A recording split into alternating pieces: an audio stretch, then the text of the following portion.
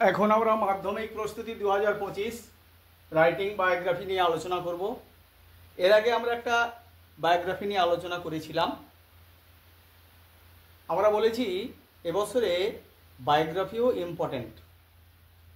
এখন যে বায়োগ্রাফিটা নিয়ে আলোচনা করব সেই বায়োগ্রাফিটা বর্তমান ক্লাস 9-এর 23 নম্বর পেজে আছে। তোরা 9-এর 23 নম্বর পেজটা খুলে দেখে নিতে পারো। কার সম্পর্কে? অ্যানি বেসান্ত সম্পর্কে আছে। আমরা বলেছিলাম যে কোনো বায়োগ্রাফি লিখতে গেলে প্রথমে বর্ণ নাম দিয়ে ওয়াজ বর্ণ করব। তাহলে অ্যানি বেসান্ত প্রথমে দিয়েছি, অ্যানি বেসান্ত, শুধু ওয়াজ বর্ণ করব, তারপর যা আছে তাই। আরেকবার বলি, যে কোনো ব্যক্তির জীবনী লিখতে গেলে বর্ণ থাকলে বা সাল দেওয়া যদি থাকে ওয়াজ বর্ণ করব, কিন্তু মরে যাওয়ার সময় ওয়াজ ডায়েট বা ওয়াজ পাস্টাইল করবো না, শুধু পাস্টাইল। এখানে যেমন ওয়াজ বর্ণ করেছি, এখানে শুধু কি করব?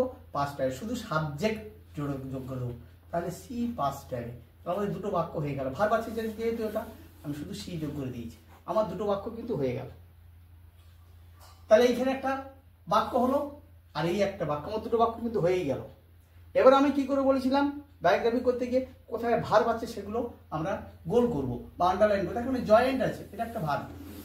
এখানে পার্টিসিপেটেড, এটা একটা ভার্ব। বিকেম, এটাও একটা ভার্ব। তাহলে দেখো আমরা হাইফেন পর্যন্ত করে একটা বাক্য, এখানে তারা বাক্য শেষ হবে, তাহলে এখানে শুধু সি যোগ করে দাও। এখানে সি যোগ করে, এখানে বাক্য শেষ হবে, তাহলে এখানে সি যোগ করে দাও। এখানে বাক্য শেষ হবে, এখানে তাহলে সি যোগ করে দাও। যা আছে তাই, আমার দেখার দরকার নেই। যারা সাধারণ মানের ছাত্র তাদের কথা বলছি, তারা এরকম, তাহলে কটা বাক্য হলো? একটা, এদিকে মারা গেছে দুটো, আর এমনি হয়ে গেল তিনটে, 5টা বাক্য তুমি ঠিক লিখছো। তার মানে কিছুটা নাম্বার তুমি পাবেই। এই বাক্যগুলো কি করব? এই বাক্যগুলো করতে হবে শি ওয়াজ এ ফেমাস, শুধু এখানে যোগ করবো শি ওয়াজ এ। দেখো শুধু she was a famous British writer.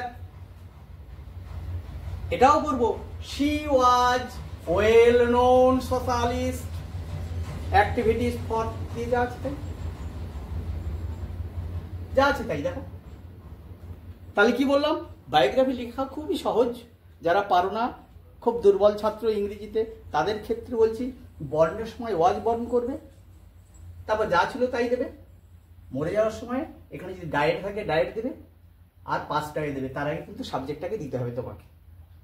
আর যেখানে ভার্ব থাকবে শুধু তার আগে হি বা সি, যদি অ্যানি বেসান্ত সি হবে, সি দিয়েছি 3টে। আচ্ছা, আরেকটা কি করবে, যদি তোমরা পারো একটা বাক্য মাত্র মুখস্থ করবে, we are proud of her.